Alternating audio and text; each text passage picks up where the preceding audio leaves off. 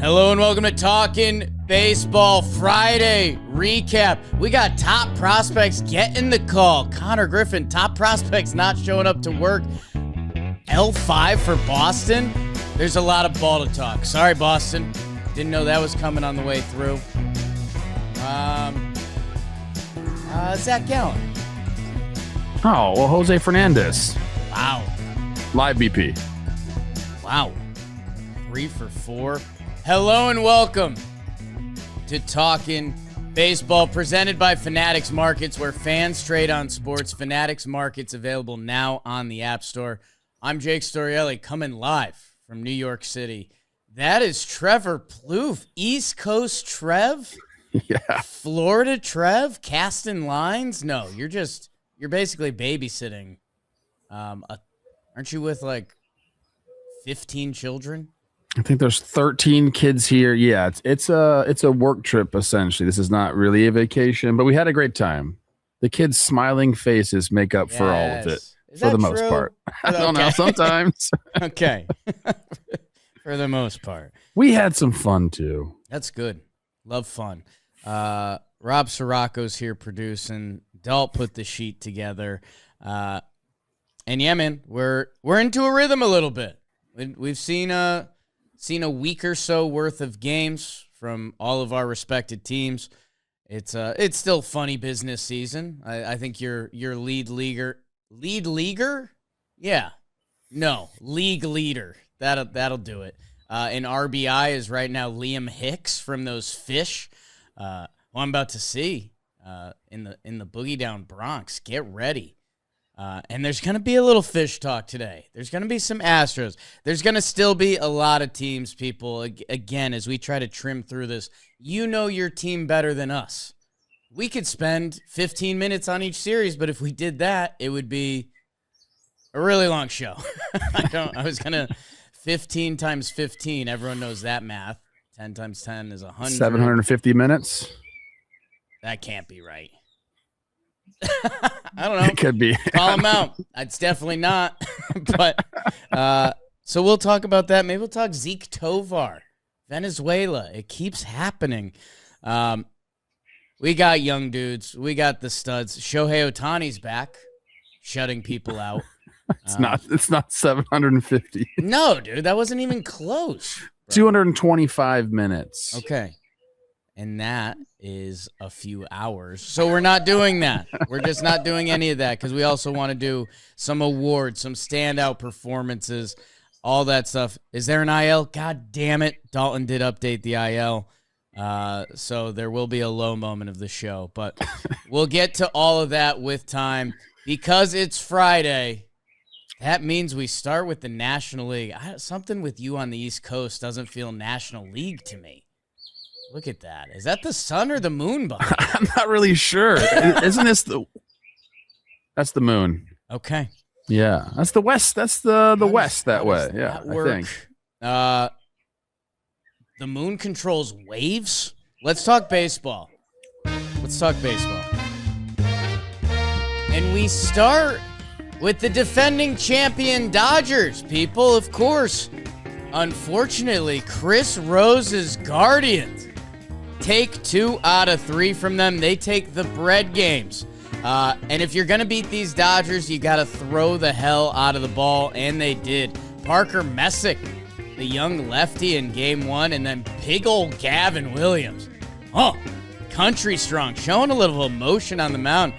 They outduel the Dodgers. Andy Pajes did his best. It felt like he hit every baseball all over the yard. And Shohei's return, like I mentioned, the game the Dodgers won.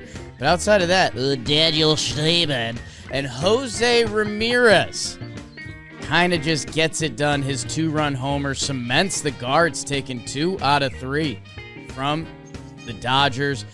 In St. Louis, they lost Katie Woo. They got Danny Wexelman. So I don't know. People are still analyzing that trade.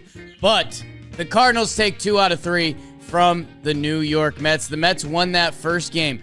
Clay Holmes, Bichette breaks out of his slump with the RBI single. But then from there, it's Cards. Andre Palante. How does he throw the ball like that? It worked. It didn't work last year. It worked this week. Ivan Herrera's double. Senga looks strong, but it's not enough. Weatherholt, he's involved. And then the extra inning, Mason Wynn sure did. A little blooper gets down as they outlast Freddie Peralta and the Mets to win the series. Los Hibido Gigantes. The Giants win a series. Okay. Buying Vitello stock. Hey, first bleep of the year. Catch the fucking ball is what Matt Chapman told his first baseman, Casey Schmidt, and they're dealing with it. And it might have brought them together. They win the first 2 games of that series. Padres not getting out to the start they wanted. They salvaged the set behind Nick. When I say I need you, you say Pavetta, as he shoves in that final game. And that Padres offense does enough. Laureano 2-run homer. Gavin Sheets driving in runs. Logan Webb grinding through his start to get it done as the Giants win the series. If you like a good starting pitching performance, go check out Milwaukee versus Tampa. Whether it's Nick Martinez and Kyle Harrison, McClanahan, Woodruff, Rasmussen, Mizorowski. Everyone brought it for 5+ innings with a lot of strikeouts and under 2 runs. Midnight Johnny DeLuca went 438. Okay. Didn't know he had that in the chamber as Nick Fortes and the boys get game 1. But it's Brewers the rest of the way. Bryce Terang gets a 2-run homer on the board. Yelly is hitting everything. Garrett Mitchell? Who is Garrett Mitchell? Because when he plays, he's pretty damn good. Brew Crew keeps rolling. Reds hosted the Pirates. Not hoisted them, hosted them. And they won game 1. Chase Burns, like we are right now. He looked nasty as they shut him out in that first one. LOL Pirates. No. Because the offense came to life. They score 8 runs in the next 2 games. And if Paul Skeens is pitching against the Cincinnati Reds, that has been a bad time for the Cincinnati Reds. And that continued in this one. O'Neal Cruz. Yeah, you saw the defensive lowlights. Well, he's pooping on baseballs. 444 in that second game. My goodness. You don't like that phrase? No. Phillies. Phillies take 2 out of 3 from the Nationals. Andrew Painter and Carl Crawford's son, Justin Crawford, making me look good from the midweek episode as he gets the walk-off in that final game. And Painter looked amazing. Nats win that first one as Joey Weber got 10 for 10 to start the season. What is this sport? Baseball does not exist. 2 more series. Oh, I got long. I thought I was high and tight. The Braves took 2 out of 3 from the A's. Shea Langolier is doing everything he can do to win every game for the A's as he leads baseball in home runs. But on the other side behind the dish, Drake Baldwin looks incredible to start off this young season, and so does Chris Sale as the Braves take 2 out of 3. And the final one, Cubbies. They take 2 out of 3 from the Halos. They win the bread games. Matt Boyd and Edward Cabrera looked fantastic in their starts. In that middle game, you could say the same thing about Jose Soriano. His stuff. Throw the 4-seamer, kid. Cubbies are back. Trout error in the 7th. I don't want to talk about that. I want to talk about the standings with my quarterback, my Mike Trout, Trevor Plouffe. That's what happened in the National League. Pooping on baseballs? I mean, I get it. It's not great. It's not mature. It's not analysis. It's almost nothing, but it lets you know.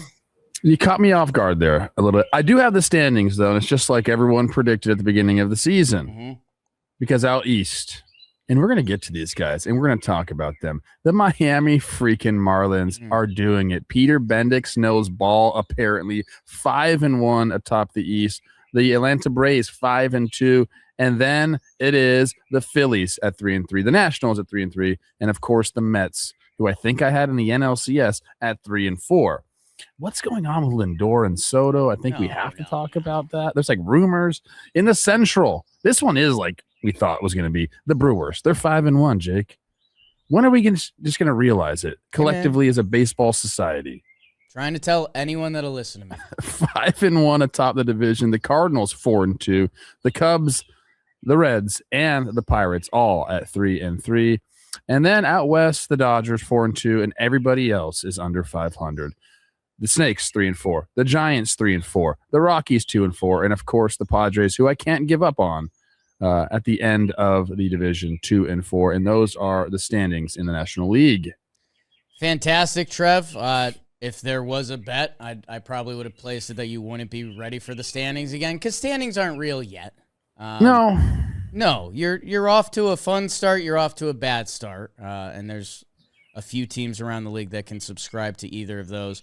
And just a reminder, I'm not going to start collecting receipts on this early, but the Brewers got off to like a kind of a bad start last year, 26-28, and they still ended up dominating the baseball season. Enough of that. This episode is sponsored by SeatGeek. The MLB season is here, not to mention NBA and NHL.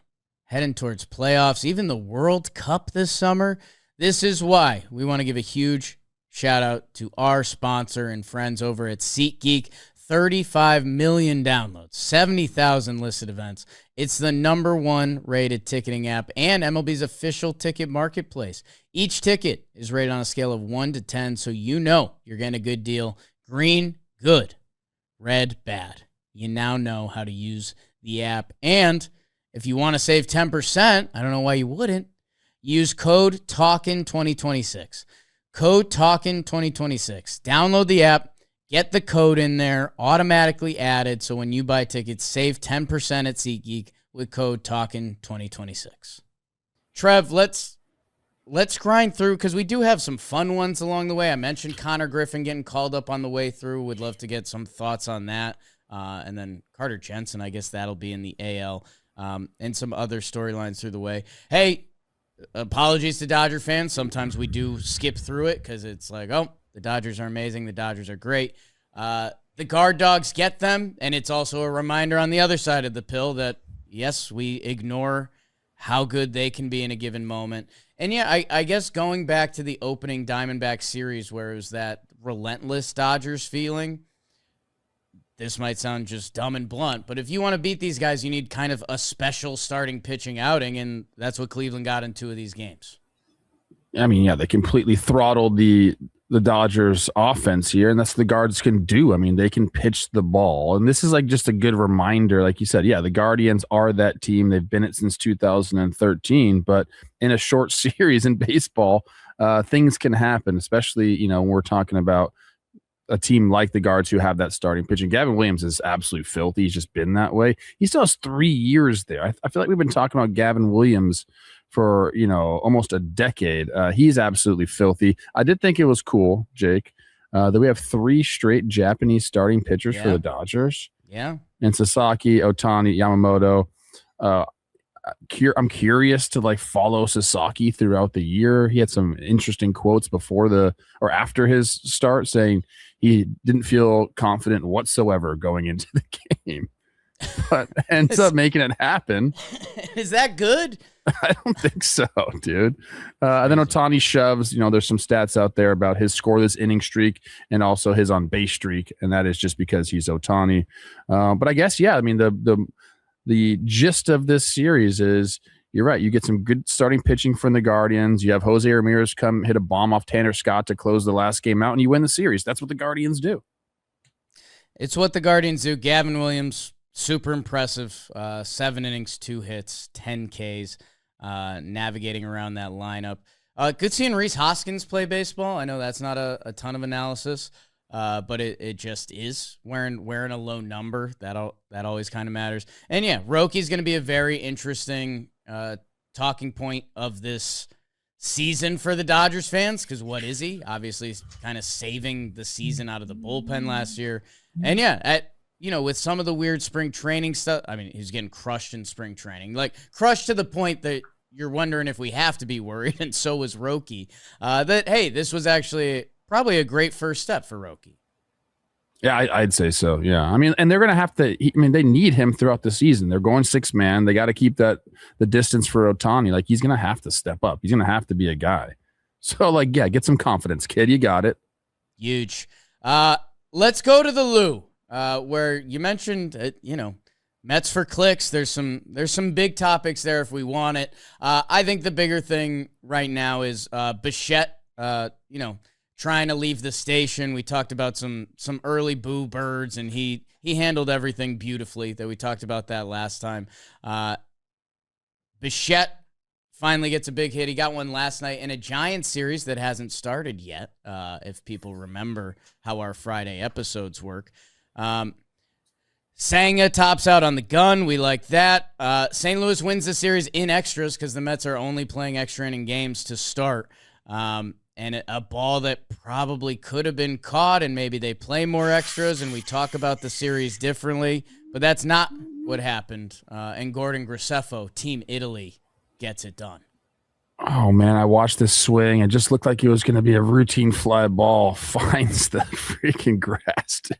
That's so frustrating if you're a Mets fan right there.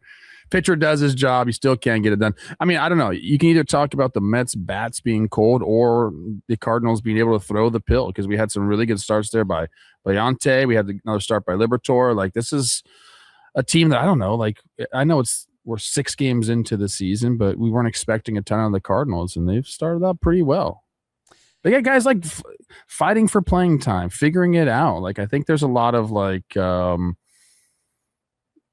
playing loose because there aren't a ton of expectations with the Cardinals right now, and that could be a good thing. Yeah, Rosie gave them some love on the midweek. Like, there's talent there. Yeah. Who knows what it looks like over 162, and I think the pitching is what concerns you a little more. But right now, they're playing a pretty decent brand of baseball. They're definitely not. I think it was just one of those off seasons where you get excited about every other team because all they're doing was unloading contracts, basically, and then the Donovan trade. But, yeah, there's still a lot of MLB talent out there. This is a play or two away from going the other way. That the topic probably does go back to the Mets. Lindor with a couple mental ones out there. Forgot the outs, which is tough. And, hey, maybe you get one of those a year. And then you get picked off in the same game, which that's just a recipe for your drunk uncle that watches baseball to be really pissed off for the night. What was he thinking on the pickoff? That's my thing. He didn't even make an attempt to get back. I don't know what he was looking at. Was there timeout that he thought was called? Like, I just, because that was right before Soto hit his homer. I think let's give Liberatore just a little bit of love. And yeah, before the Soto homer, if you want to add to the fan fiction that we might build up between those two, or not build up between those two at all. I do like that pickoff move by lefties. Just the step back is.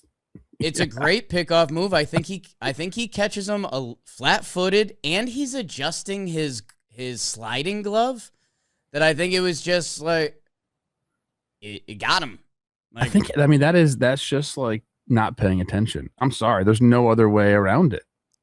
And add it to our binder. Theme of the game. When we take over the Rockies or the Twins or whatever organization lets us in, if you're a lefty pitcher, you have a good pickoff move. Yes. If you're good enough to throw a baseball to home, why not be able to throw it to first? Again, Mets-Giants didn't happen yet last night, although Vitello Hive raise up. Let's jump over to them because they take 2 out of 3 from the Padres. And Tony Vitello, a better manager when his team homers, which Harrison Bader had their first homer in the season in the first game, so that helped. He's a better manager when they score 9 runs in that second game. He has to manage when your guy, Matt Chapman, is seen on the mound saying something interesting to new first baseman Casey Schmidt. I think this is Matt Chapman becoming the manager of the team. I think that's what happened right there. That's my take on it. First of all, Padres down bad. Like, they've looked like a bad baseball team. And you knew the starting pitching wasn't their strong suit, especially back end of the rotation with Germán Marquez and Walker Buehler. I mean, they're going to have to figure that out, or else it is going to turn into a long season for the Padres. And like, nobody wants that. I want the Padres to be good. Okay. Chapman Schmidt thing. There's not a problem there. I don't think. I think we're making it out to be way more than it is, just because it was such an easy clip for everyone to read on the mound. If it was like in the dugout and there was like people kind of around and you didn't see him clearly say, catch the fucking ball, we wouldn't really be talking about it. Is that what he said? Dude, I mean, I like it. I think it shows like some fire. Casey Schmidt accepted it. Matt Chapman apologized. They did everything right. And yeah, the series is not happening. Look what Schmidt did last night. Couple knocks. And Matty Chapman has been playing really well. And yeah, Trev, I know this. I was going to say this could be the popular opinion, which just a horrible way to phrase it. Hey, man, I think this Giants team, they needed something else to look at. And the fact that this was a topic, and like you're saying, this is kind of real baseball stuff. I know we like it. Apparently, lip reading pretty popular. It's working out for us. And the fact you could clearly see what young Matthew said on that mound. And that, yeah, Vitello was like, yeah, we talked about it after the game. And guess what? Know what the secret is? Know what Matt Chapman, Tony Vitello, and Casey Schmidt all want? Casey Schmidt to catch the fucking ball. So they were actually aligned on that. And, hey, man, I can't believe I'm saying I watched another Tony Vitello interview last night. He was on MLB Network. And guess what? He was kind of chopping it up. And he was like, it was kind of a nice little, it was baseball accountability being talked about in the Giants locker room, which is, I think that's what makes Tony Vitello H. I think that's what gets him H'd up. I think that's what gets Matt Chapman H'd up. And then they've won a couple baseball games. And you're starting to see the recipes starting to work. Vitello, dude, cracking jokes on MLB Network. Apparently him and Amsinger have a really good relationship from Amsinger, like covering the draft. So they're talking about having margaritas after the game. He said Matt Chapman and Casey Schmidt were joking on the mound about the Catalina wine mixer because they're a bunch of Bay Area boys. We're just laughing it up. Catalina's not in the Bay Area, though. I know. I got to watch the interview because I'm still formulating my opinion, as you know, on Tony Vitello. I'll tell you what, Trev. I know we gave him 2 weeks. He bought an extra half week for me. He's got another. He has 2 full weeks for me because I want them to work. And you're right, Padres. It's not scary hours. It's April 3rd. It's scary hours. It's scary hours. The pitching, our resident Padres fan, Ryan Cohen. I was like, what's going on? He's like, it's very ugly. He's like, the pitching. I asked him if a playoff series started tomorrow, game 1. He was like, give me Randy Vasquez. And I was like, all right, let's, what Pivetta did last year and in this series, maybe we shouldn't forget that immediately. But, yeah, they're asking questions about who's taking the pill every day, and that can be a very scary place as a baseball fan. I'm not worried about Pivetta or anybody else or Vasquez. It's more, it's that back end of the rotation, them having to figure out innings like throughout the year. They're going to have to make some adjustments there. This Padres team is so frustrating. Ryan Cohen, I feel for you right now. I'm a Twins fan. In a way that's fine because how much that boy loves Padres baseball to get this product to start the season. Not what you want. Trev, I think Rays Brew Crew, we can be kind of high and tight because I don't know. I guess if you asked me before this series, what does it look like? I'd be like, I don't know. I'd expect some good pitching. I'd expect the Brewers to be the better team. Rays bullpen and defense, which has kind of been the problem for this team from the Rays that we grew to respect and be like, hey, if you play the Rays in a series from 2017 to 2021, expect good defense and good bullpen, and that's kind of what brought them winning. They had some bad defense. They had some bad bullpen in this, and some of that is Brewers ball. That'll do it to everyone. I do like McClanahan, first regular season start in almost 1,000 days, and he's going up against Woodruff, which is like those are 2 dark horse Cy Young guys when they're healthy, along with some other really good pitching in this series. Yeah, McClanahan had some good quotes after his first game back. I think it was 972 days. Easy, dude. He wasn't happy with the outing, wanted to go longer. I talked to Rosie a little bit about that. I mean, how frustrating it is to have to rehab for that long. So he's going to be fine. Love watching him back out there, him and Woodruff. A couple stats that I like throughout this, another quote actually. Was our guy Nick Fortes. Did you see that? We're talking about his dad and BP. I did not. All right. Well, apparently he rakes on fastballs up in the zone because, quote, all the BP his dad, would throw me was up in the zone. So I just had to learn how to hit it or else I wouldn't get any batting practice. Look at that. He's hit 279 with a 506 slug in his career against pitches in the upper third of the strike zone compared to 233 with a 332 slug against stuff in the lower 2/3. So like dad's locked him in for the high heater. I love that. I love that so much. I feel like normally that's more noticeable in basketball. That whether on a low level you grow up with. I couldn't take baseline jumpers growing up because there was a tree that overhung on that part. So from the base, I mean, garbage at basketball in general, but like nothing from the baseline. But I don't know. I feel like sometimes every now and then, maybe in baseball, you'll see a guy that like doesn't pull the ball because they couldn't pull the ball where in their backyard playing blitz ball. Speaking of, I know guys that, their parents are lefty, so they threw lefty BP. So all of a sudden, that's their thing that they like to see. It is funny. Also from that series, Junior Caminero, 3 errors in the third game. Brewers, 0 errors through 6 games. That's kind of what's going on here. Yeah, Junior, don't let that become a storyline because Rafi Devers, who was the AL East a prodigy hitter, and will he stay at third? We saw how that's played out. I don't know. I don't make that more of a conversation as the season goes forward. Mizorowski leading the league in strikeouts. Pretty good. Pretty good. I mentioned growing up playing blitzball, a win for our blitzball community. Connor Griffin gets the call. First 19-year-old to get the call. Since position player since Soto, first American since Bryce Harper, so not too bad. Pirates fans, Snap's excited. He's going to make his debut at PNC. It should be an awesome day. Ticket prices literally doubled and stuff like that, which is like, oh, wow. I don't know, maybe there's a business side to baseball about having a good team.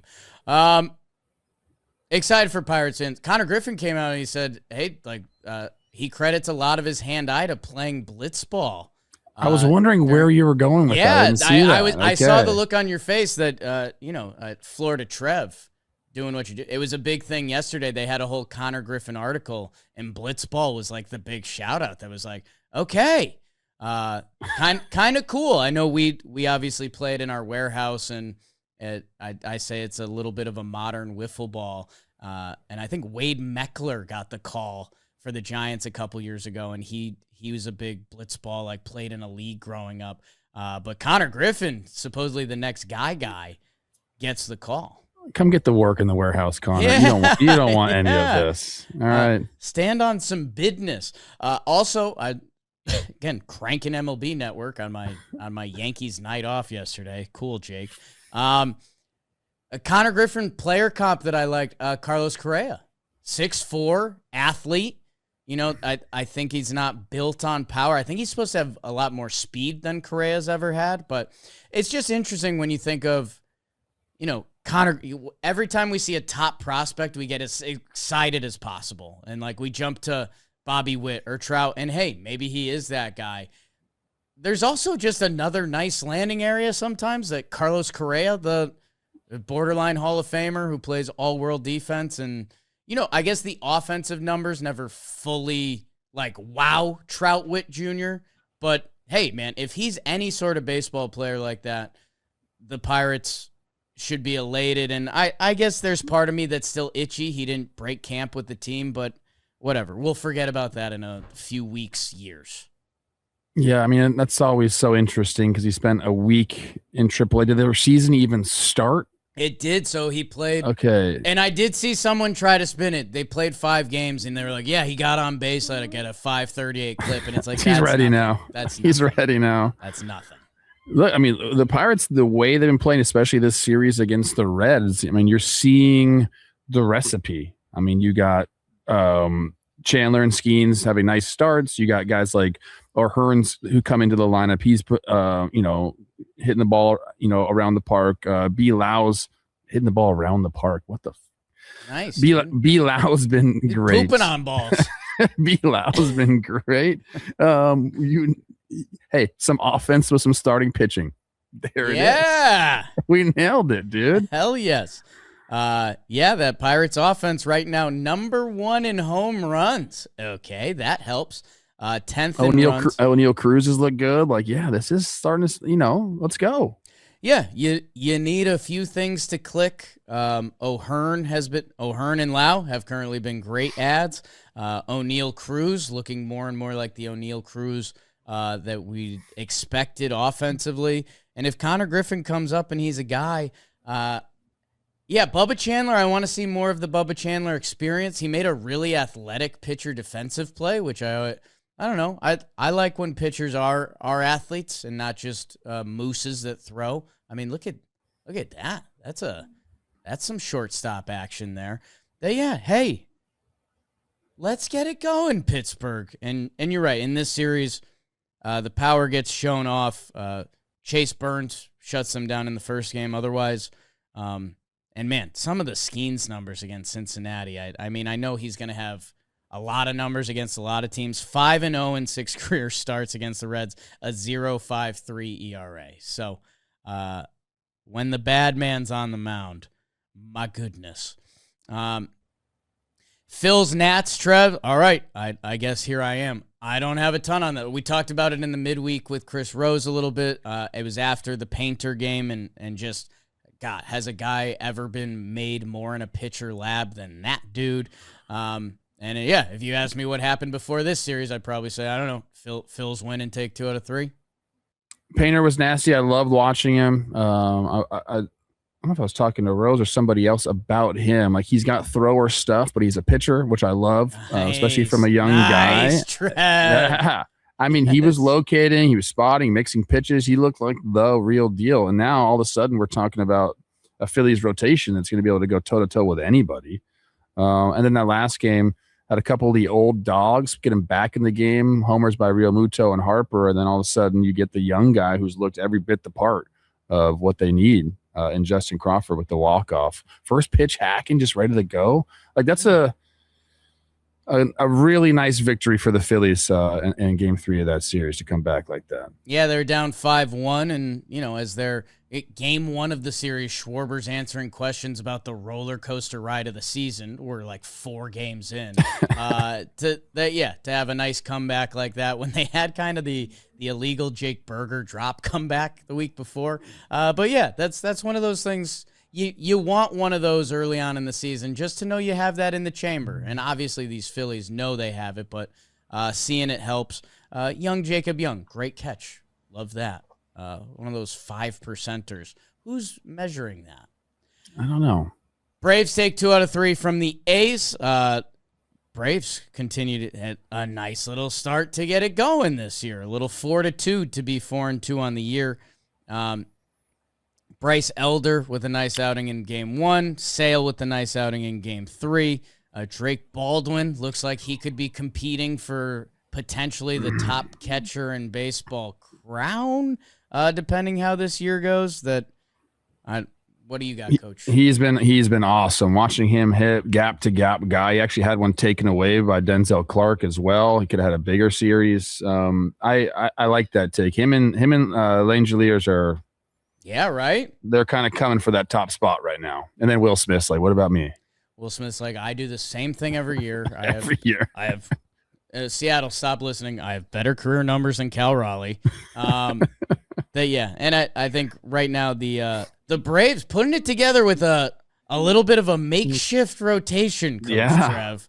Yeah. Sale, Lopez, Holmes, Elder. We got a whole rotation on the IL that if they can change the vibes there, which they're feeling a little bit, and if you could start getting 1 or 2 guys back, that would help. And the A's, they've got a bad case of we need our good players to hit, and it's a week in, and they're not. They have not hit at all, no. That was like the thing we were talking about the A's, too. This lineup could be really special. It's a weekend, guys. It's a weekend. They're striking out a ton, so that's just something to watch. But, yeah, them and the Mariners, a little preview for the Mariners. Julio, Cal, and Naylor not hitting. Well, okay. The A's, Kurtz, everyone outside of Langoliers not hitting. That's going to struggle to get you out of the station. Isn't Mauricio Dubon like your favorite player? I just think what Mauricio Dubon does on a baseball field is horribly undervalued. Okay. The fact he can play every position and slap it around a little bit in a pinch, I just think those guys can be valued more. And then someone that watches this show enough can say, well, Jake, isn't that IKF? Well, I like IKF in a role. It's that role. But yeah, I think those guys, what those guys can do to get you through a season is massively important. Like, dude, think about it. From one day, it was like, oh, the Braves got Dubon. What a great bench piece. And it's like, oh, it's starting shortstop. Like, that matters. That's how benches just used to be built. Have the utility guy that can play everywhere. Have one big dude that can hit if you need it. Anyways, like baseball's coming back to that too. Having a bench you can use. All right, I'm getting old and salty. Last series, Trev, Halos Cubs. I feel like I gave the speech a couple times now. I think the story is Matthew Boyd's bounce back start, again, who he was last year. And Edward Cabrera makes his Cubbies debut, and it's that guy has different stuff to him. He does have different stuff. I'm going to talk a lot about the Marlins and kind of all that's going on down there. But yeah, Edward Cabrera with a real nice start for the Cubs, and they're going to continue to need that throughout the year, man. That was a series. I'll be honest with you, I didn't pay a ton of attention to. How about that? That's fine. Pay attention to Jose Soriano going forward. He's had one of the bigger stuff kind of leaps this year, going to the four-seamer. Also made a great play against PCA. Pitchers being athletes. I wouldn't have had Soriano in my book. You're like this, Trev. This is a real play. Oh yeah, the shovel pass that's a real pitcher play against PCA. We respect that in this house. Happer's homering, obviously. The Wrigley win. Someone called me out because I gave a whole speech how Wrigley doesn't get thrown in with like Fenway, Yankee Stadium, Houston down the line sometimes. The Wrigley wind is obviously very well known, but I guess I've just been shocked by a couple balls this year that you're just like, wait, that doesn't go? It just depends on which way the wind's blowing, right? It's sometimes it's the opposite feeling. And that's obvious. Oh, and my final highlight from this game, Trev. Game 3 was tied for the 5th coldest game in Angels history. Oh. The coldest game since April 15th, 2013 in Minnesota. So I said 2013 in Minnesota. What did my Cali boy do on that day? Well, everyone's wearing the 4-2, Jackie Robinson day. Little 70-30 stance, and get it out of the second deck. Is that Joe Blanton? Who is that Joe Blanton? I got to double check that. But look at that gait right there. That's a young, confident man. Dude, actually, Rob, keep this rolling. Not that you were gonna. Trev, I almost don't like how little you celebrate this. I know your show, but you just go into the dugout like you hit a home run every at bat. You weren't allowed to celebrate. What do you mean? Like, you weren't allowed to.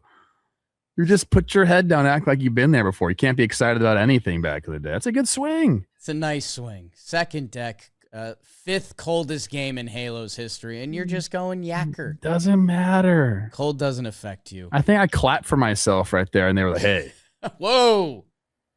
Dude, I see. I mean, every person now walks across the plate. Nobody runs across the plate anymore. If you hit a homer, you're walking. Yeah.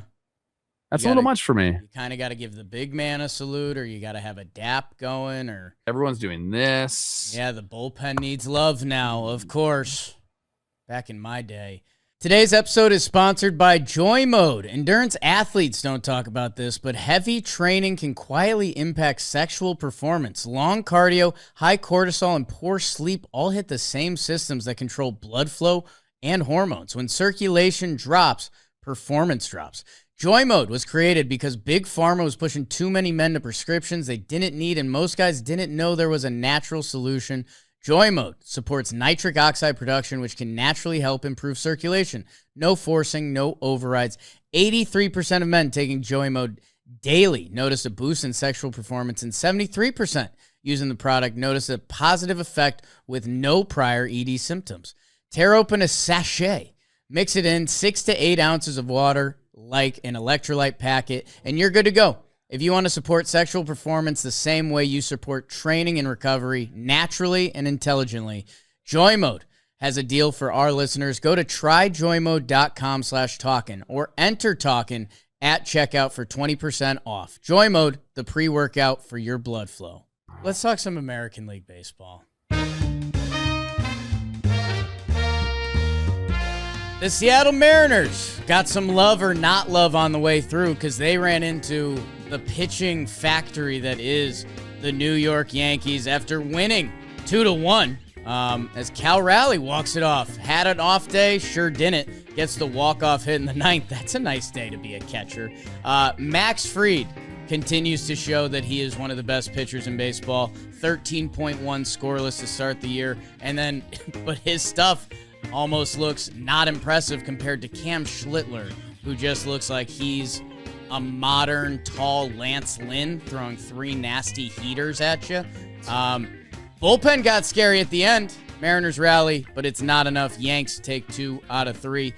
The Arizona Diamondbacks, the Rallybacks, sweep the Detroit Kitties. Torey Lovello's talking about them being stray hungry dogs. Put it into my veins. I'm all about it. Jose Fernandez. We got a new Jose Fernandez, and he had an amazing debut for the Diamondbacks. Diamondbacks bullpen, some highlights and some lowlights, but enough to get it done. And you're going to hear more about Corbin Carroll later, people, because he took Tarek Skubal up top as the only run in a 1-0 game. Speaking of sweeps, the Houston Astros sweep the Boston Red Sox. A W5 for Houston, an L5 for Boston. So they are panicking in the Commonwealth. Lance McCullers, excuse me? They're 7 innings strong.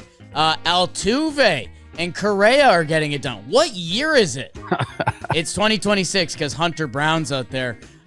So is Paredes. Crochet's hitting Jordan. Big boys are getting hot. You know I like that. Jordan has the best numbers against the Boston Red Sox of anyone ever. Just a reminder who he is. Houston sweeps. Texas Rangers take 2 out of 3 from Baltimore. Oh, Jake, why do you like Jack Leiter so much? Because of what he did in this game? I don't know. Like, people were so mad about that. It's Jack Leiter. He's pretty damn good. Sorry, that one was for me. DeGrom, sad news for Zach Eflin. He will be mentioned in the IL later in the episode. Orioles end up salvaging the set on that final game behind Rogers, who, again, we need to start respecting him a little more. Daddy Jetson. Big home run in that second game to open it up. Rockies take 2 out of 3 from Toronto. That's right. Where were you when the Rocky season got started? They roll them in the first game. Cody Ponce, dude, that stunk. Rockies put up some crooked numbers in that game. Scherzer shuts them down. Obviously, again, what year is it? But the Rockies in extras, a 2-1 win as Trevor gets attacked by a bird. The Miami Marlins take 2 out of 3 from the White Sox. What does it mean? It means Liam Hicks is driving in runs. It means Sandy is big back. As the Marlins take 2 out of 3 from the White Sox. In the series everyone's talking about. The Royals take 2 out of 3 from the Minnesota Twins.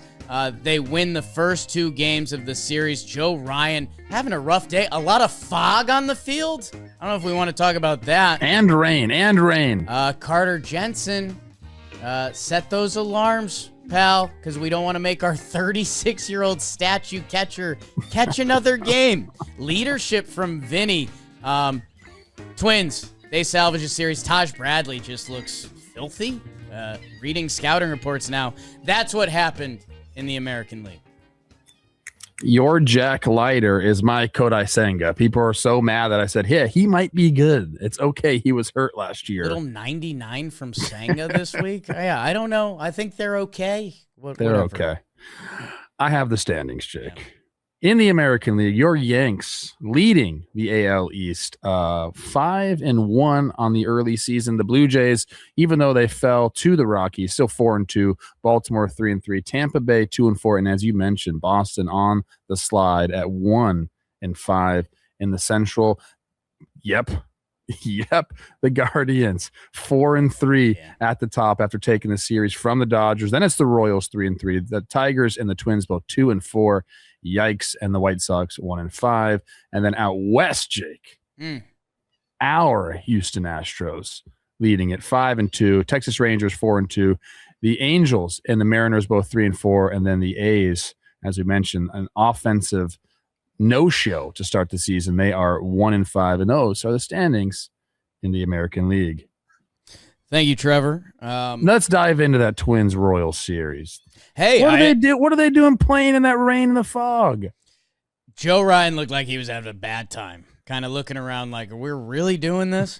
If you look at some of the leaders around the league, Kyle Isbell popping up early. That's not where his offensive profile has been, but love that for him. India Grand Slam, Caglione. Trev, the story is, and I don't know if you want to share the anecdote you had, but Carter Jensen, the big prospect that we talked about, a guy that's going to take some of the load off Salvi catching-wise this year, and who knows what else he can provide. No show at the ballpark for a little bit, and hey, man, we live in a weird society where we're just with phones on us at all times right now. We start kind of spinning. Like as adults, if you don't hear from someone when you don't, sometimes you start going through the scary stuff. That the Royals kind of openly talked about that. He just slept through his alarm, and I don't know what else we know outside of that, but it became the big topic yesterday, partially because there was only 3 games. But yeah, I don't know. Where do you want to go with that? It's an honest mistake. Yeah. I mean, that's basically it. He owned up to it. I think there was a really good teaching moment by Vinny P. He handled the situation great in the clubhouse, kind of like getting on him enough where it was like, yeah, that cannot happen. You can't make Sal Perez go from preparing to DH to having to get behind the plate. I mean, you just need more time when you're that age. So, again, I don't think it's that big of a deal in the grand scheme of things, but definitely a teaching moment. I guarantee this, it ain't going to happen again to Carter Jensen. The guy's going to double, triple check his alarm, make sure his phone is on, all that good stuff. Because, I mean, if you don't have your alarm on, you probably have your phone on silent like most people do. Like, yeah, you're just kind of out there. If you're asleep, you're asleep. That phone's not going to ring to wake you up. So, yeah, it's just a mistake, man. I thought he handled it perfectly.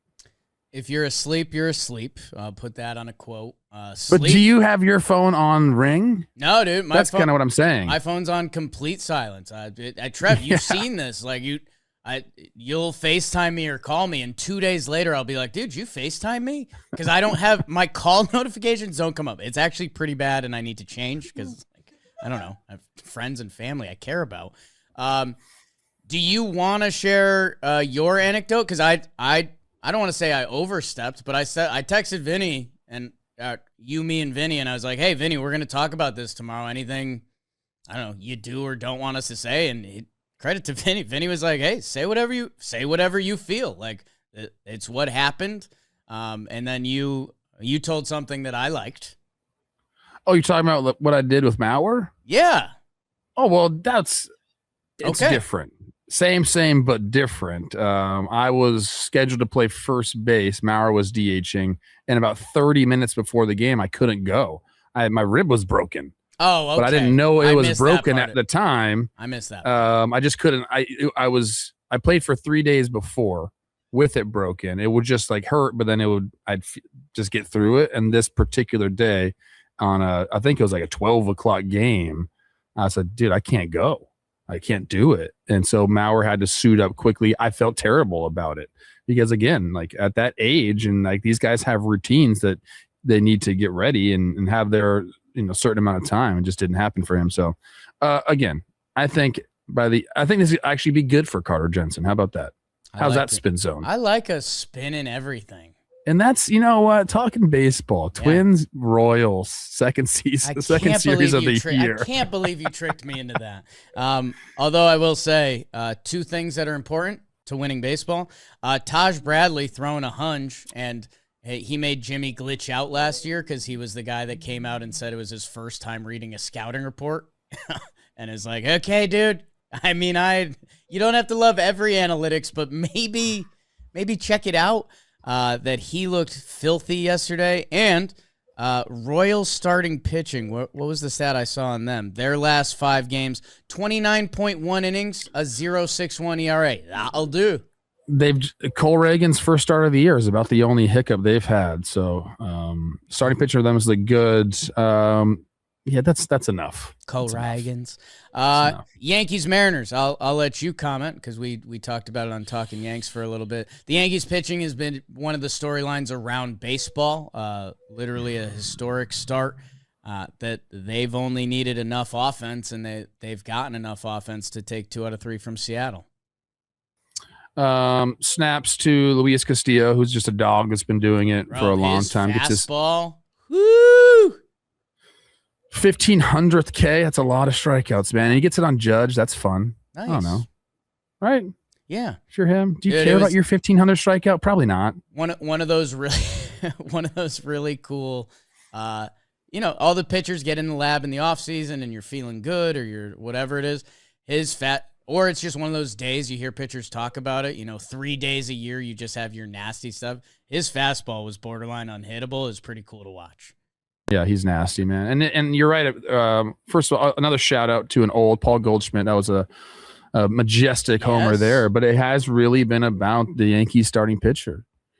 And I told Dan Rourke this because obviously he's a diehard Yankee guy. I said if Cam Schlittler looks the way he looks, like the Yankees are a real freaking problem. Because we still have a couple guys coming back from injury, and I expect Cole to be every bit of who he is. This guy's a problem, dude. Like, he's kind of like, is he going to make my hot boy list? Ooh, am I in on Cam Schlittler? Well, he uses the internet. Like he tweets out at the haters and stuff that like if you're looking for that, he's got that. Is he a bad boy? That's my read? No, dude. I think it's the opposite. He's like interesting. He's the modern good boy. Like he has a cat. He'll just let you know. Like after he dominated Boston, he let them know last year on Twitter. Like fuck him. And yeah, I said modern Lance Lynn. He's 6'6". He's throwing 3 fastballs, a 4-seamer, a 2-seam, and a cutter, throwing those 90% of the time. And 2 of them are at 99. The cutter's at 95. He's a weapon. And yeah, you wonder where the conversation is at the end of the year, because if he continues like this, if you start thinking of playoff stuff with the Yanks, it could get really fun. Chris Rose thinks he should get the second start in the playoff series. I'm going to save that conversation. Okay. Let's do a little Dbacks Tigers, because Dbacks sweep the Tigres. W3 for Arizona, L4 for Detroit. I have an award coming from this series. It's actually not Jose Fernandez who makes his debut, young third baseman. 2 homers in his debut. Including the go-aheader off of Kenley Jansen. Have a day, young man. Yeah, that was a cool story because afterwards McCann came out and said that he went up and talked to him and Carlos Santana. Said, this is what you have to expect against a Kenley Jansen cutter. If you've never seen it, it's just kind of like a different type of pitch. And so you got to get on top of it and you got to try to pull it, which is what I always say about Kenley Jansen's cutter. And boom, he did it. Beautiful debut for him. Your guy Mike Soroka was filthy in this. And I'm happy for Dalton because you get swept to start the season. That's no good. But then you take it out on the Tigers, who really haven't found their offense yet. And is that something that we're going to be searching for throughout the season? Possibly. They failed to make that big kind of move in the offseason. They said we're going to have our guys get better. I think that was the quote from their GM there. And McGonigal's been great, so that's an addition, I guess. But this might be a theme we talk about regularly with the Tigers. Like, okay, like we're still waiting on that offense to show up. Yeah. Shout out my guy Mike Soroka, who I keep saying, become a 2-inning bullpen weapon and collect your $12 million a year. Well, one of the best Dbacks starter performances ever in their first appearance. 10 strikeouts over 5 innings. Casey Mize also looked fantastic. He's throwing some filth up there. So if you Detroit, you got some stuff to build up, and yeah, what are we saying if they don't win that final game 1-0 because of one Corbin Carroll swing? Let's see where Detroit's at in a little bit. Spoiler, there's some Corbin Carroll coming up in just a little bit. The other sweep, the Houston Astros and the Boston Red Sox. Sox are 1-5, kid. Houston's 5-2. Lot of talent all over this field. Like every name I read, I literally just, okay, I'm going to read every name in order as I see them on the sheet right now on Dalt's notes. Wilyer Abreu, Ranger Suarez, Hunter Brown, Yordan Alvarez, Correa, Christian Walker, Bayo, Rafaela, Wilson Contreras, Paredes, Story Crochet. Like a lot of talent on both of these teams. Houston gets it done. They kind of dominate. Yordan is a big part of that. Him looking like Yordan Alvarez, which we talked so every time Houston came up this offseason, we're like, what if Yordan just plays and they won 92 games last year? Yeah, I mean, he's that kind of hitter. He is so damn good. But to me, this was the Lance McCullers Jr.'s series. Absolutely filthy. 9 Ks through 7. I got to go back and look at his Savant page, but the changeup he was throwing against the Red Sox was absolutely like unhittable, and like everything just looks super sharp. Some of the swings and misses that he was invoking were just like you don't see it too often.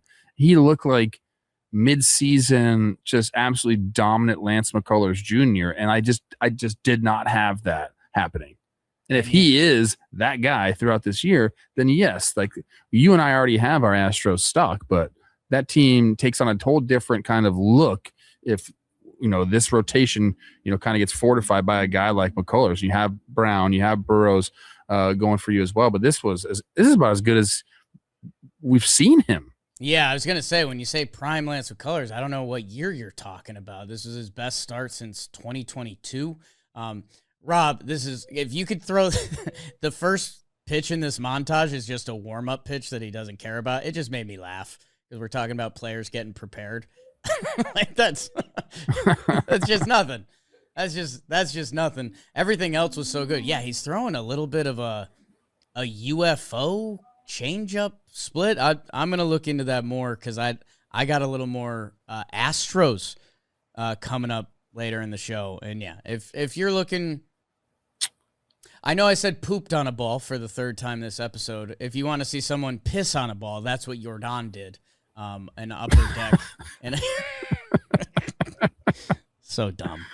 Just so dumb. I was looking at McCullers' arm angle because that also looked a little different to me. 25 degrees in 2022 and last year, this year up to 35 degrees. So maybe that's where we're getting some of that action from. And man, it gets hot in Boston quick, and it's the beauty of this sport, and it's the beauty of that city. We got Carlos Narvaez gets removed from the starting lineup, and Cora says we're going to keep it between us. And yeah, when you're losing ball games, no one's having a good time. That Cora's answering questions in front of the dugout. You lose on a crochet day when you have a losing streak and it's early in the season. And yeah, things are oddly loud. As I think we got Boston and the Padres this weekend. Two teams scuffling a little bit. That's going to be scenes and a little John Boy Media advertisement. Ryan Cohen and Zoe from We Got Ice going to a game together. So that's a weird mix. That's a very strange mix. I didn't even know they were friendly like that, and they're going, okay. I think they're Did you see? friends. Yeah, I mean, they're, okay. Yes, I'm being a little facetious, but like, yeah, that's going to be a real treat for them, I guess. You mentioned Correa and his homer on like the way through on the burn. I mean, the thing was torched off of Crochet too. And it just good for him. And I think it was after the Jordan hit by pitch, so that's all. That's like a little backyard baseball, like defending my guy. We know Correa thinks that way. I have more Houston coming up. Rangers, Baltimore, Coach Trev. Again, you look at the pitching matchups, you could get yourself pretty jazzed up. I already got my Jack Leiter. Phil in there. The DeGrom Pete stuff is just good, silly baseball of what shows off this beautiful. And Pete Alonso fills my cup with joy. It's just so silly. Him looking at DeGrom like, you threw over at me? It's like, yeah, man, we're playing baseball. And then he hits a homer off of him. I like that my Rangers are off to a hot start of the season. That Danny Jansen homer that kind of broke it open in that second game was the big moment. And then Trevor Rogers, as we continue to build your best starting pitchers in this game list, what that guy continues to do is like special. I had a little bit of a thought with Pete Alonso after he hit the homer against DeGrom. He's in the dugout kind of laughing. And I started to envision older guy Pete Alonso, what he's going to look like. Because we do that for some players and we're like, oh, this guy's just going to be a big freaking masher. Like, think about Pete Alonso when he's older. Like, what is he going to be like? Like, is he just going to be massively round? I don't think so. No, he's just big body Pete, just kind of how he is now. Yeah, I think it's a very natural big body. I'll give you a player comp. What about Sean Casey? I was thinking more Sal Perez. Oh, okay. Yeah, and again, if you're listening right now, this isn't about baseball at all. It's just how Pete Alonso is going to look like in a couple years. And I was saying Sean Casey. It is about baseball, by the way. When you see Sean Casey in person, you're like, wow, that's a big body. The hair is a vibe. He posted an old Halloween pic where he dressed as like a biker, or maybe he was in a TV show as an actual. Rob, if you could check out Sean Casey's Instagram, where I spend most of my days. Okay. I think he was in like a TV show as an extra or something as a biker dude. And it made me change the way I look at Sean Casey. It's very much, instead of like the mayor, the Cincinnati Reds first baseman, it was like, oh, you don't look at that guy for too long, because he's like, that's a guy. I guess, dude. What? I don't know. Maybe I need to get checked out. Yeah, we're going through Sean Casey's Instagram right now. What's happening, dude? Sean Casey box opening. Okay, I'm sorry I led you here, Rob. It's still worth the search. Anyways, Rangers, good start to the season. They kind of needed it. The vibes feel a little different. Corey Seager, couple homers. Nice to see. He's still that guy, pal. Rocks, Jays, man. I don't know. I don't know if we're gonna get a lot of these the rest of the year on either side of the equation. Dude, the Cody Ponce thing, as people saw me get emotional about Sean Casey as a biker man, I almost genuinely can't talk about it. A guy that goes over, works on his craft to become the MVP and Cy Young winner overseas, gets his first start, and then he gets carted off the field. That's just disgusting to me. Do we have an update on like I know he had imaging done. Like, what's the timeline? What was the injury? Right ACL sprain. Dalt has it listed as expected to miss months. So I think we're probably still looking for a little more feedback on that. I guess in a way could have been worse, knock on wood, but I mean, just like it disgusts me. Yeah, it's a tough look. I hate it for him too. Nice guy, like you said, which worked as much as possible to get back to the big leagues, and then this happens on your first start. That's tough, man. Kevin Gossman, 6 innings, shut piece, 10 Ks. He has been arguably the best starting pitcher, or one of the best starting pitchers to start this young season. But from here on out, it's say nice things about the Colorado Rockies and Zeke Tovar with a 3-hit day. Your guy, TJ Rumfield. TJ Rumfield, our guy Hunter Goodman with a double. I mean, they came and put the whooping on him in game 1. There's no doubt about that. And then, kind of pieced it together there in game 3 to get that victory. But, nice start for our Rocks. And as always, shout out Kelsey Wingert, because she's just the best in the biz. Social media star Kelsey Wingert. And then Trev, I mean, the final series on here, it's Marlins White Sox. I think you have a little bit of a Marlins speech coming up because Sandy showed up, first complete game of the year, and that was obvious. I mentioned my guy Liam Hicks, and I want to keep mentioning him because he's raking right now. The Canadians on this team, I don't know. The Marlins are 5-1. You could look at the competition. You could look at the record. They're getting some shout out in a little bit. Then let's do it. And let's keep it moving to the second half of the show. Miami, Miguel Vargas is a Miami guy. Okay, add him to my new scouting report of I like them. Second half of the show starts off with Standout Performances. It's time for Standout Performances. Standout Performances. This guy stood out for Trev. Say what? Oh my God. It gets us. It gets us. Every single time. I'm going to go with the guy. We talked about this already. But I hate to do this because it shouldn't be this way. I'm going to go with Gavin Williams and what he was able to do to the Dodgers. 7 innings pitched, 2 hits. He walked 3 guys, but he also struck out 10. And I talked to you. I said, hey, man, this guy still has a bunch of years of control. Are eligible next year, not a free agent until 2030. What's this guy worth? What is this guy worth? You see him on the mound. He's 6'6", 250, and every bit of it coming down the hill. He's a guy who, like I said, he throws stuff. But every once in a while, he just like turns it up and has a really beautiful outing like he did here. But I started to think about that, and I talked to Chris a little bit about it. Like, what's he worth on the open market? Is that going to be a factor, or is this going to be, Cleveland's calling card into the playoffs? A guy like Gavin Williams. I started to wonder who's going to be going after this guy, and if Cleveland does deal him at some point. I hate even talking about it, but he's special when he's on the mound and he's going. Yeah, and we've been rolling our eyes at Cleveland early on this year because they look like the Cleveland Guardians that win a lot of baseball games every year. And yeah, man, last year 31 starts, a 3.06 ERA, and if that control can come in a little bit, although he led the AL in walks last year, didn't super bother him. Currently leading baseball in walks this year. But, I mean, if that light bulb ticks on a little bit with him getting a little more experience. And, yeah, I liked he was showing a little emotion on the mound. I need to check myself. Sometimes my Northeast shows with these Southern guys that, if I told you his nickname was Big Country, I don't think anyone would fight me on it. But, man, he's got some grind out there. And this is everything you just said about why guys like this get paid. This guy can win you a playoff series when he's right.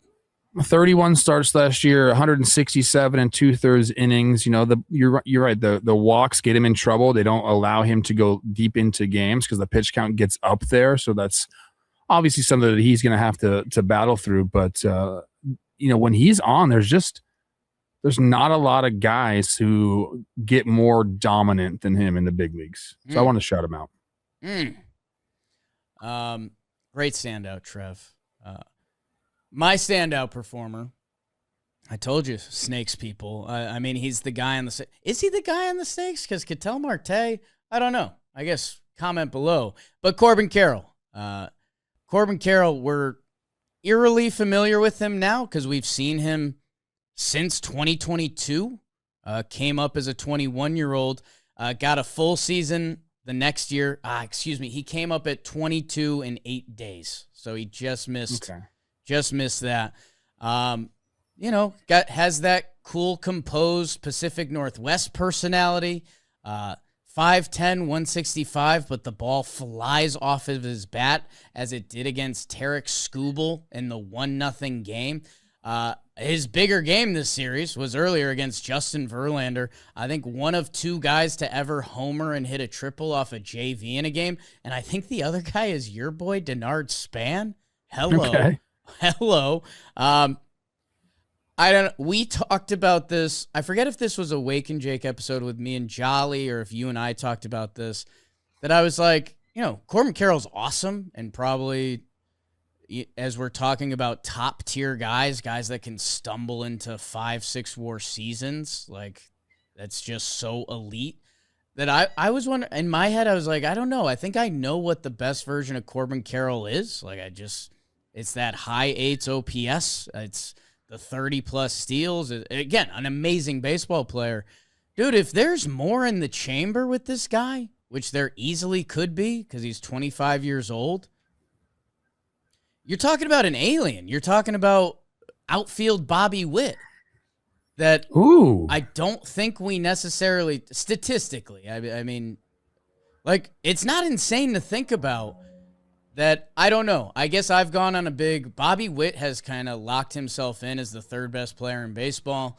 And then you start getting into Juan Soto, which is crazy. He's not higher, kind of. Corbin Carroll, if he has more in him, he can start kind of challenging a crazy throne in this sport. And maybe it changes your outlook on who the Snakes could be, as he's got an MVP 5 and an MVP 6 in his bag. If he's got more, it's rare air, and he won a couple ball games for the Snakes this weekend. Yeah, I mean, he's just the guy that does it all. Like, he runs the bases, which, I feel like a lot of people don't put that into, like, all-around ball player, but that changes games almost more than anything. Taking the extra 90 feet, always leading the league in triples because of that. He's just aggressive and plays in a good park for it as well. But, I mean, he is, at his best, he's a top 10 player in the league, and he's got that big old back that gives him that power that you're talking about. I mean, he's still 54 bags in 2023. That to me is what will elevate him even further. I think, the offensive component is there. Maybe you'd see a few more homers. Maybe he gets to 35 homers, but a 60 stolen base season with some good defense out there. I mean, that's running into the elite of the elites. Yeah, I'm wondering, sometimes we get hung up on the corny baseball stuff, but I wonder, in his best year, if he throws up a 40-40, do we treat him with just like a little more respect? And what was it, 143 games last year, he went 30-30. So if we tick that up, play 160, it's not crazy at all, and there's very few guys in the sport that have ever done that, and there's very few guys with the potential to do that. Let's go Corbin Carroll. Today's episode is sponsored by Shady Rays. Shady Rays are built for real sports fans. No more squinting through the sun to look at the scoreboard, track a fly ball. Did the ump make the call? I don't know. If you have your Shady Rays on, you don't have to worry about the sun getting in your way of it. And so whether you're at the ballpark, you're at the golf course, you're hanging out outside, summer's coming, people.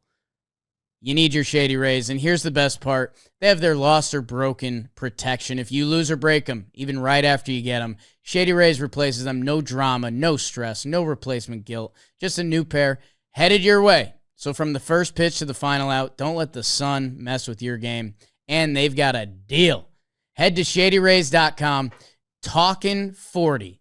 40% off 2 or more polarized sunglasses. Try for yourself. Get yourself 2 pairs, or I don't know, hit up a friend and be like, hey, this is a great deal. Talkin 40, ShadyRays.com. Trev, could have been a lot of guys for standout performer. Dylan Beavers, yep.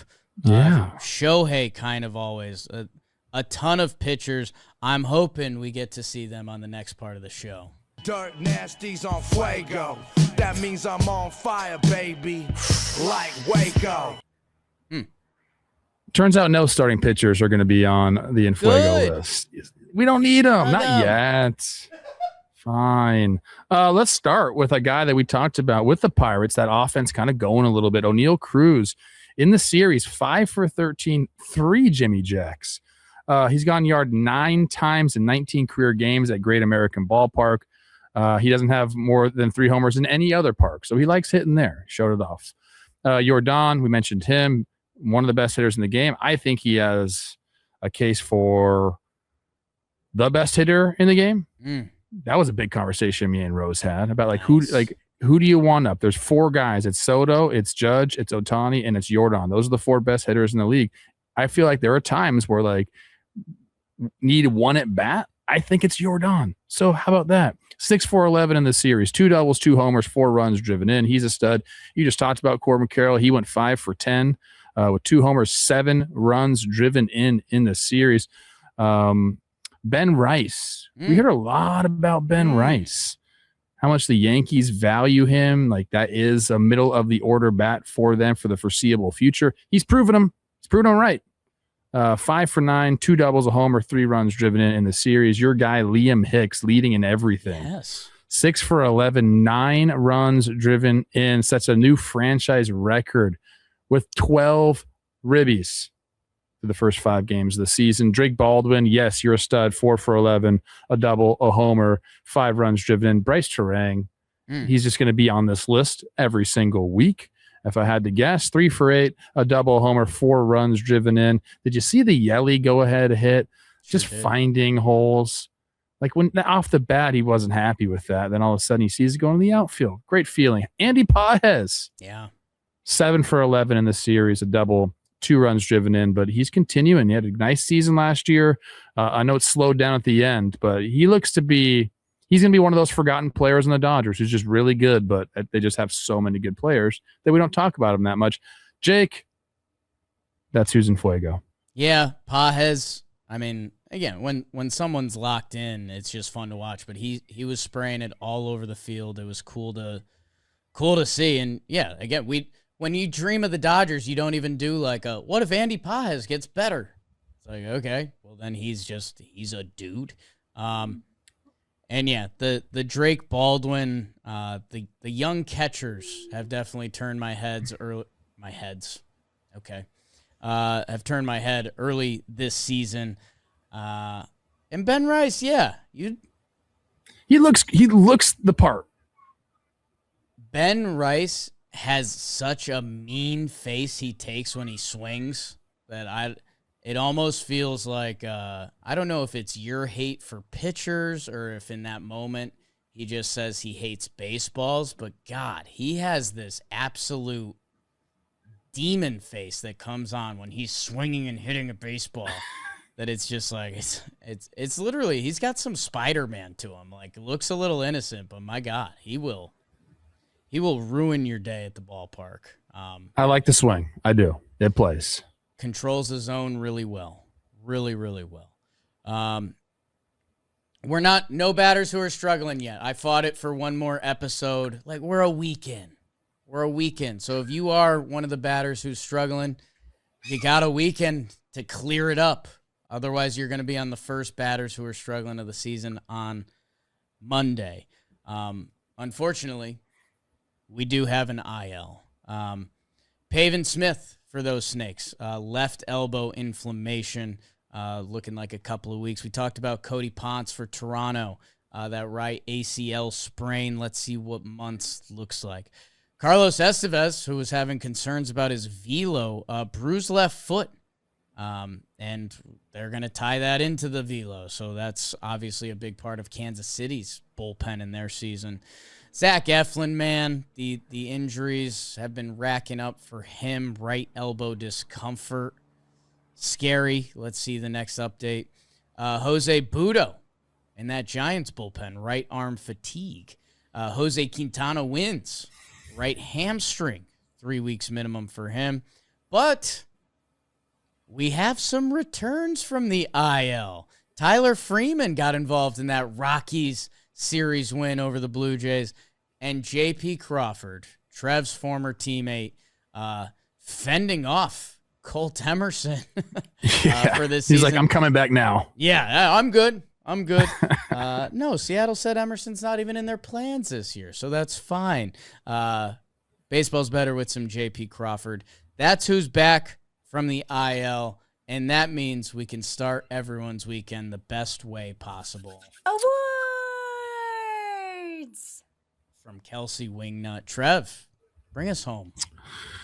I am going to go with, I guess I don't really have a good name for it. I'm going to talk about the Marlins right now. Okay. And are they legit? Because we mentioned it through, they're 5-1, and who have they played so far? Well, they played the Rockies and the White Sox, two teams that we know are going to be towards the bottom barrel of the big leagues. But not so fast, Jake. Not so fast. We cannot dismiss the fish. And maybe that's my award. Okay. Don't dismiss the fish. Copyright. Nobody else used that. Yeah. How about this, Jake? Because we do this from time to time with Cleveland. Oh, since 2013, they're this, they're that. And yeah, you have to respect that. I'm going to go back 100 games, though. Okay. I'm going to go back 100 games right now. And who has the sixth best record in all of baseball but the Miami Marlins?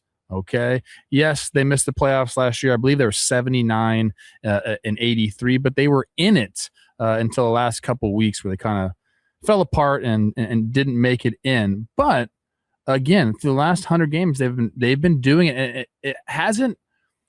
It's been the brand of baseball, Jake, that we like. Yeah. It's been, okay, they're putting the ball in play. Okay, we talked about the Blue Jays. They do that with the best of them. They can play defense. They also are fifth in stolen bases in those 100 games. They don't strike out a ton, so they're putting the ball in play. They're putting pressure on the defense with their base running. They're making the plays. Now they got Sandy back. He's gone, 16 2/3 without allowing a run. They still got Yuri Perez. They got a couple guys coming up in the minor leagues that can kind of fortify the rotation. Like, this could be legit. And now there is an article out talking about Peter Bendix and being able to add during the season. The Marlins might add during the season. I know it's 6 games in. I know that it is the Rockies and it is the White Sox, but I think we're going to be talking about this Marlins team throughout this season. They made a big trade, bringing Owen Casey in to kind of get in the middle of in that lineup. You mentioned our guy Hicks. He's had a great start to the season. I'm just saying they're a fun team to watch, and I think they're only going to get better. I'm in on the fish. I'm in on the fish, and I want to say that before we get too far into the season. So don't dismiss the fish. Yeah, I do want to see a little more competition. They got your Yanks coming out. I forgot to add this line in there too. The bullpen, 17 2/3 innings pitched, 1 run allowed. That's the recipe. So that's the offense, first in batting average, first in OPS in this young season. All right, we don't normally start there with Miami. I like what you brought up with the bullpen. The defense is grading out well early. Normally it's like the starting pitcher, and I even pitching, and I was going to give a speed like, what Edward Cabrera just showed. It was kind of, it'd be nice to still have him, but also they got Owen Casey. So maybe that was the move that I want to see a little more. I do think if a lot of these guys, they're so young, Trev, that if you had 1 or 2 of these guys on your favorite team and you were like, oh, dude, you got to see Jacob Marcy play. This guy's got some dog in him. Or you got to see Casey, or you got to see Liam Hicks, or you got to see Conine, or whoever it is. They're all young.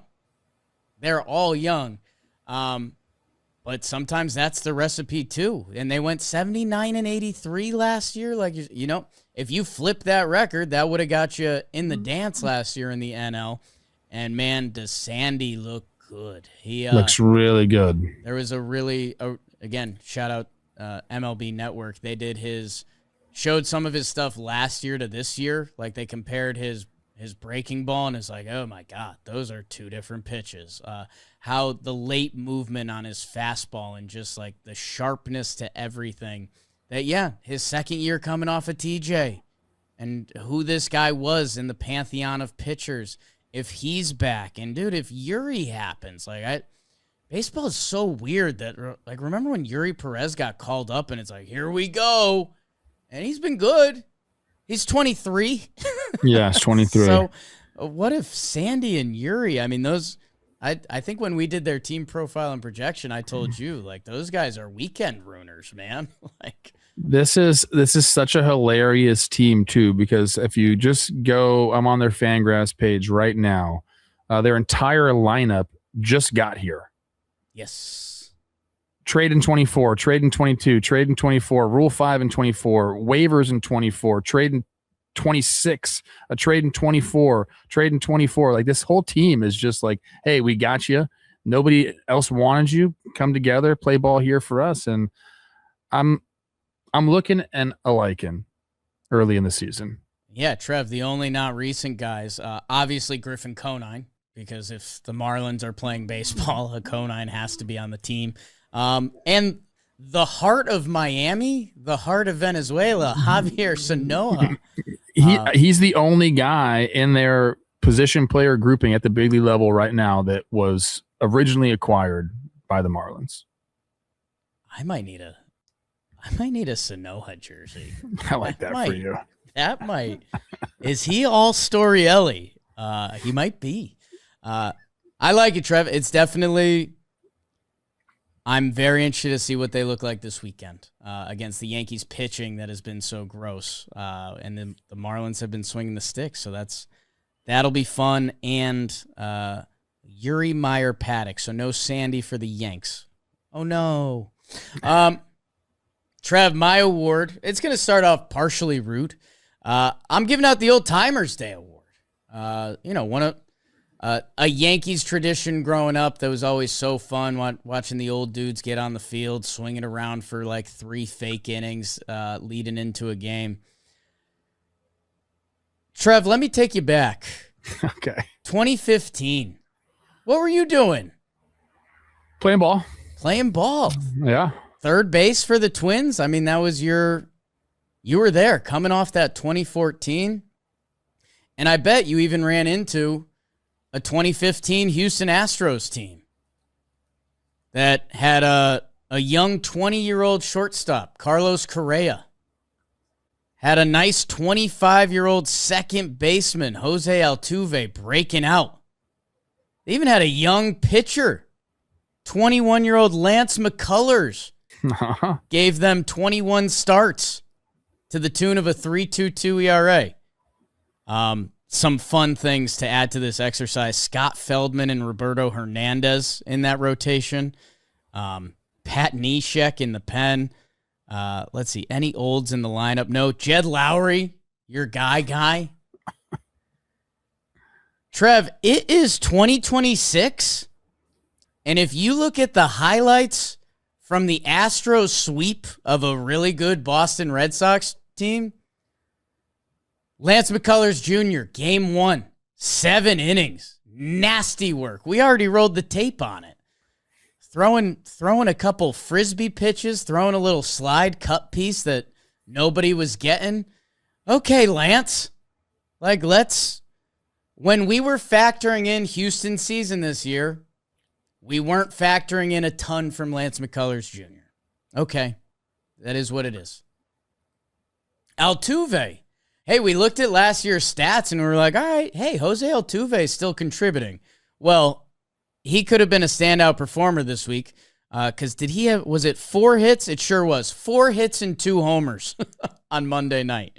He can still contribute to the ball club playing second base, and that's fine. And that's okay, especially when you get 4 hits and 2 of them are homers. We'll deal with whatever else is happening over there. I know they have Pena, who's delightful, and he was working his way back, that he's kind of been doing an every other day thing, and he's going to start playing more, and it's going to be interesting to see how they juggle Paredes and Walker, because we got all those righty guys who are all contributing, by the way, so that's a good problem. Carlos Correa, also swinging the twig early on this year. He was an FUEGO candidate. I think he had a 4 for 11 series. Rob, if you have the video of the play he made at shortstop, because if you think about where shortstops play, well, there's one of them. That's almost like, is that Correa's signature play? Maybe. And Rob feels bad because I told him Dalton put a play in the sheet that was really nice from Correa. he makes a play that is where we now are with infield shifts. He's on the shortstop side of the bag, and where he ends up getting the ball, the Carlos Correa in his 30s now, doctors aren't clearing his ankles to play baseball for other franchises. To see the range and ability that this guy still has, this is the one. When he throws it, he's in short right field. That I don't know. Carlos Correa's defensive prowess shouldn't shock anyone, and he does it for McCullers, who screams at him.